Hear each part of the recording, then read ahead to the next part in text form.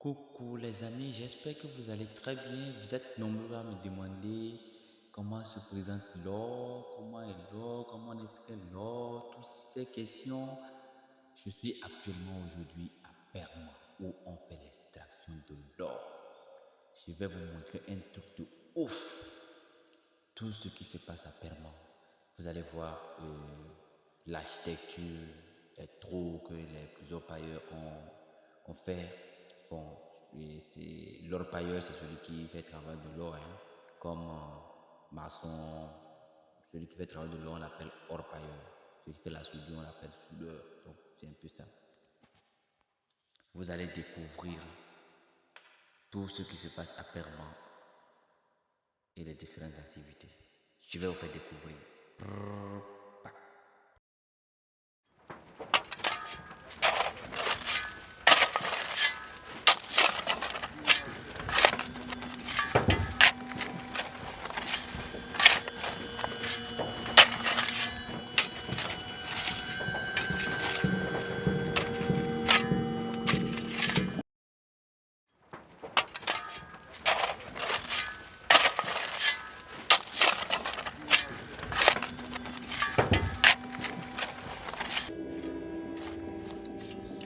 Ces jeunes, dont l'âge est compris entre 13 à 17 ans, des filles, des garçons, qui sont abandonnés à l'essor.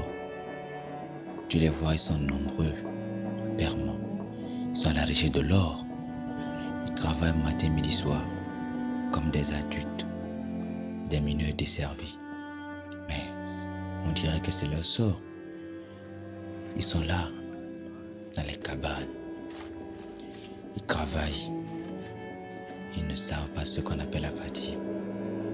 Et d'autres se donnent à des pratiques qui ne sont pas à leur âge, mais qui ne sont même pas préconisées sociétalement. Mais quand tu les poses la question, ils disent qu'ils n'ont pas de choix. Ils ne continuent pas les cours. Leur éducation est oubliée, carrément oubliée. Ils ne comptent que sur Dieu seul et Dieu pour s'en sortir. Ils descendent à des centaines de mètres du sol pour extraire des cailloux dans lesquels il y a l'or qu'on appelle les glaviers parfois, ou bien des cailloux simplement. Les travaux ne sont pas faciles. Ils transportent des lourdes charges. Ils dorment dans des conditions pénibles. Ils sont dans des conditions très pénibles. Ils n'ont pas accès aux soins médicaux, ni aux conditions sociales requises. Un environnement très pollué, mais ils sont appelés à être dedans. Beaucoup souffrent. Des enfants, des mineurs. Mais ils se disent qu'il n'y a pas de possibilité qu'il en soit ainsi, parce qu'ils ne peuvent pas voler. Il s'appelle Issa. Dans cette réunion, l'or est l'activité principale. Les orpailleurs ne connaissent que le travail de l'or. C'est ça qui constitue leur source de vie pour savoir ce qui se passe sur le terrain. J'ai du mal à croire, mais c'est ça.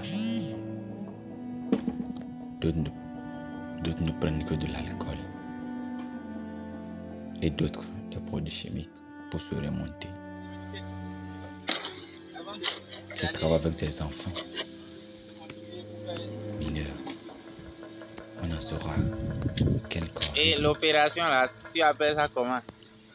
Pourront te dire que c'est l'irresponsabilité des parents ou bien c'est les outils que vous avez besoin pour faire le lavage des graviers en fait, afin d'obtenir l'or. Vous avez le plateau, les tapis et le petit tonneau qui permet de diminuer la masse du sable dans lequel il y a l'or. Et à l'aide de plateau, on essaie d'épurer et d'avoir de l'or. Ce processus est amusant, mais il faut s'y connaître. Quand on regarde, on voit que c'est facile. vous aurez la chance de voir la pratique par la suite. Si vous voyez l'or comme ça vaut des milliards. L'or comme ça vaut des milliards, mais des exploitants de haut calibre peuvent le faire 1, 2, 3, 4, 5, 6 ans et ne peuvent pas avoir l'or de cette taille.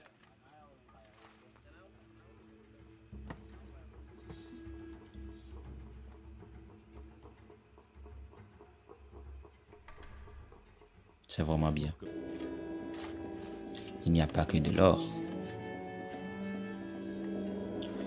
Le petit bol dans lequel on utilise pour faire sortir du sable.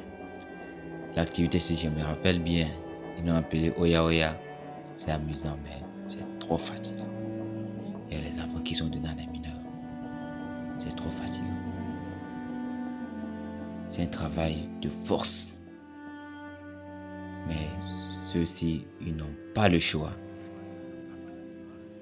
Ils n'ont pas le choix.